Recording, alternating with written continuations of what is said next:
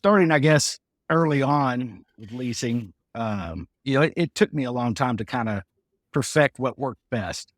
And in today's world, I guess, really what I would say is you're trying to break down that wall of the lessor because they just don't trust landmen right off the bat. You call them and they're, well, yeah, I don't know, hang up on you. They might tell you, call me back in 2 weeks, or I'll call you in 2 weeks, which they never do. So or really, no, I'm not selling my minerals. Yeah, I'm not selling them. That's a big thing with the mineral buying has really gotten big since the early days back in 2005, 2006.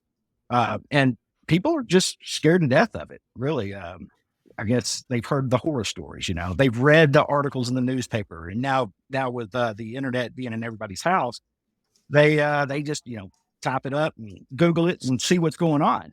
And every article is, don't immediately sign. Don't rush out and do this. Don't do this and do that, do this. And it's a lot for a landowner, and I always just kind of think that, man, that's got to be overwhelming for you because 18 years in the business, I don't know it all by far. I rely on our teams for so much of the experience and so much of their specialty, like Brent was saying, that it's just, it's overwhelming for them. So really approaching a landowner from my point of view, what I'd like to do is when I get a list of names or whatever, I like to immediately sit down and write out handwritten envelope with their name, their address, not pre-printed or any of that stuff.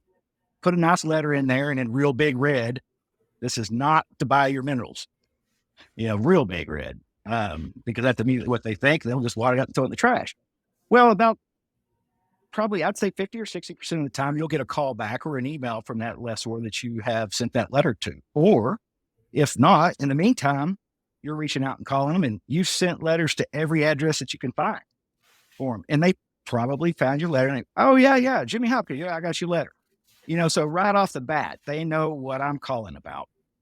And that seems to help some, and then after that, it's just a matter of treating those people like you want to be treated, being humble about it. Don't go in there as a know-it-all, gain their trust really, because you have a goal to achieve. Just like anything, you got your job, you got to make it happen.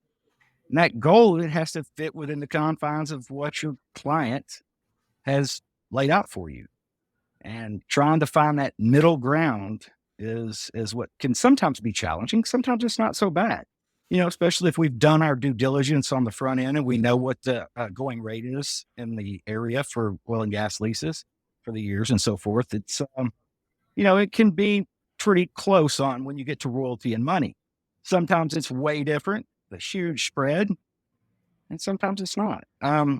If it's not, and they want to go seek an attorney, which a lot of people do these days, they've been down this road. They've been hurt. They've been taken advantage of by the unscrupulous landman out there. And there are some still.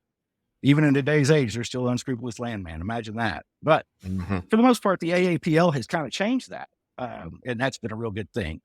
We now have to, have our code of conduct that's in line with theirs, or else they can take your license and then you don't get to go to work for a company such as Dudley. And why you'd want to work anywhere else, I don't know. Tell me about it, Jimmy. Tell me more, son. But it's the only company I've ever worked for. So I don't know what other companies are like, but I don't ever want to work for anybody else. I love it here. Just build up that trust though with those lessors and, just trying to help them through the process as best as possible. Especially if they decide to do it themselves. You can give them pointers and what the client's going to let you do. And for the most part, all clients are going to be very reasonable when it comes to protecting mineral rights or protecting the environment or, any of that, things of that nature. I guess really at that point, it's just a matter of getting your wording right.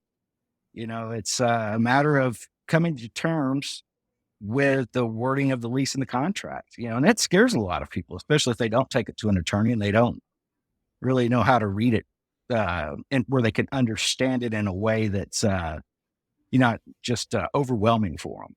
Yeah. Sometimes it's overwhelming for me, some of these contracts that they send back. I'm like, where'd they come up with that stuff? Holy Yeah. moly. Yeah.